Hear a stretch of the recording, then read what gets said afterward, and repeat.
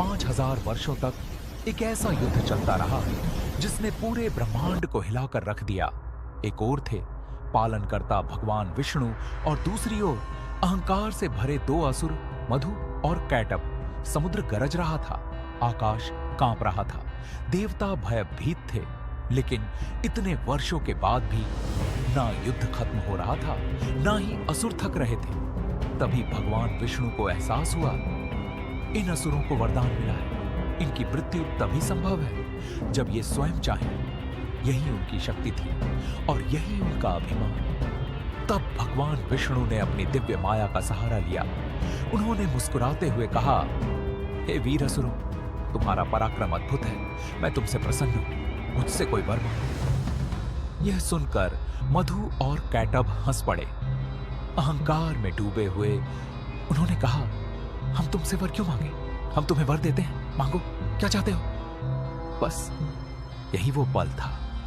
भगवान विष्णु की आंखों में एक दिव्य चमक आई। उन्होंने शांत स्वर में कहा, यदि तुम मुझसे इतने प्रसन्न हो तो मुझे यही वर दो कि मैं तुम्हारा वध कर सकूं। कुछ पल के लिए दोनों असुर चौंक गए, लेकिन अब वे अपनी ही बातों में फंस चुके थे।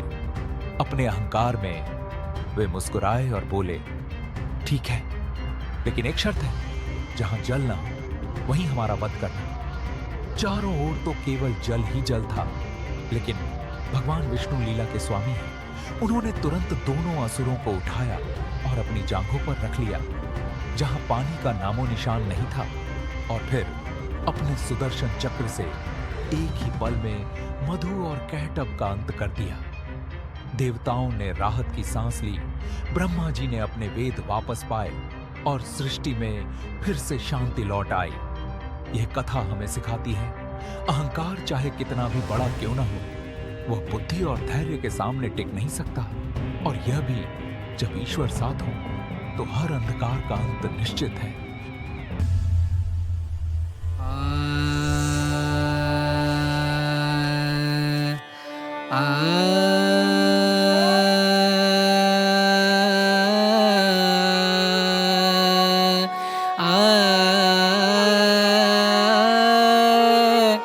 रे रे रे ना